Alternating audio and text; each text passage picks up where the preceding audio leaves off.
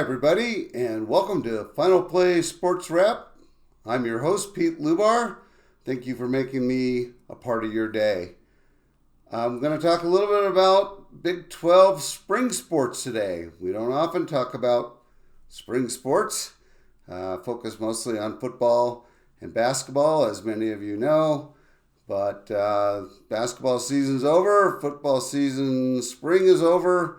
I will be doing a series of vlogs over the coming weeks on the sort of outlook for the Big 12 football teams. I'll put that in the football section, but we'll be covering that, giving you sort of an early preview of that. But want to talk about spring sports a little bit, and also the coaching change at West Virginia, which I believe is the only coaching change in the Big 12 this season. So, first of all, Women's Golf Championship was held last week at Houston Oaks, 6,249 yards. Arizona defeated Oklahoma State and Arizona State by 2 strokes. TCU was a stroke further back. All 4 teams are ranked in the top 50, but there's a lot of Big 12 teams that are ranked in the top 50. K-State, Iowa State, Houston, Central Florida, Kansas, and Baylor. The way the NCAA regional works, they have 6 regions with 12 teams each, so a total of 72 teams that make the tournament. And then within each region, the top 5 advance, and then the final 30 play in the final 30 teams play and compete in 3 rounds of stroke play over 54 holes. And after the 3rd round, the top 15 teams advance to the final round of stroke play. And then 8 teams are selected from that, the top 8 teams, and then they play a single elimination match play. So, and eventually they crown a winner. So a really interesting format. But looks good for a bunch of women's golf teams to make the NCAA tournament. I would think maybe 10 teams.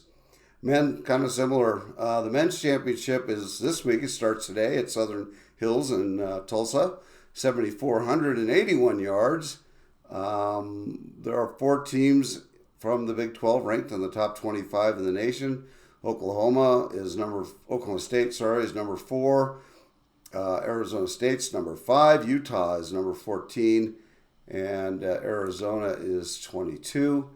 BYU is just outside the top 25, and Texas Tech is actually number 33. So you've got a whole bunch of teams that will make the NCAA tournament. Oklahoma State, ASU, Utah, Arizona 20th, BYU, Texas Tech, CU, Houston, TCU, Kansas State.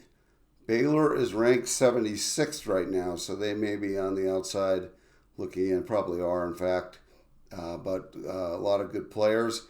If you look at the men, you got anyone could win this thing. You got 10 players probably that can win the Big 12 championship, but Josele Ballester is ranked number 8 from ASU. Ethan Fang from OSU is 11th ranked in the nation. Preston Stout from OSU is 15th. Gabriel Palacios is ranked 35th from Utah. Sergio Jimenez is also at Utah, ranked 40th.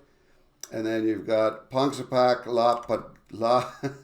Lapakdi, 46th at ASU, and Jack Paulo, 50th at Arizona State. So that's people that are ranked in the top 50 that probably are going to win the tournament. I would think OSU is the mad favorite, but I got to tell you, Arizona State's got a great team this year, as well as Utah's got a really solid team. So it could be anyone's tournament. It'll be fun to watch the rest of this week.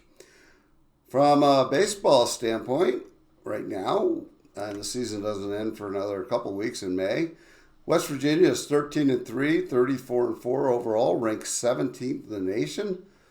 Kansas, TCU, and Arizona and Arizona's ranked 16th. They're a game back at 12-6, and Arizona State is 11-7. So lots to be settled there, but West Virginia looks really strong at this point, and we'll see how that shakes out. From a women's softball standpoint, Texas is 16-2. Their tournament starts early May 5th, so 2 weeks. 36-10 overall. They're number 12 in the nation. Arizona is 14-7. They are number 13 in the nation. And ASU is 13-8. BYU and Iowa State are both 11-7. In tennis, Arizona beat UCF to win the Big 12 championship, and that's a good thing for them both. Arizona is ranked 10th in the nation. TCU was ranked, I think, number 2 in the nation, so they didn't actually get to play because UCF beat TCU along the way in the semis, and so UCF is ranked 14th in the nation. You've got Baylor at 18th in the nation. It's a 64-team tournament, so for sure those 4 teams will be in the NCAA tournament, and so that's good. Texas Tech, as favored, won the women's championship, so they were favored, and I don't know if they're ranked. But they won the women's championship last week. Congratulations to them. They were the heavy favorites to do so. From a coaching standpoint, the only coaching change that I'm aware of in the Big 12 was West Virginia naming Ross Hodge from North Texas State to replace Darian DeVries, who took the Indiana job. Hodge was at North Texas Mean Green the last 2 years. They were 27-9 this year, made it to the semifinals of the NIT. I'm not sure that Ross was the first choice for the Mountaineers. I think they swung and missed on a couple of other coaches. They've had some really luminary coaches like Bob Huggins in their rich basketball history, and so I'm not sure if that was the ideal hire, but we'll see how that works out. West Virginia hit very hard by the transfer portal. Jonathan Powell transferred to North Carolina.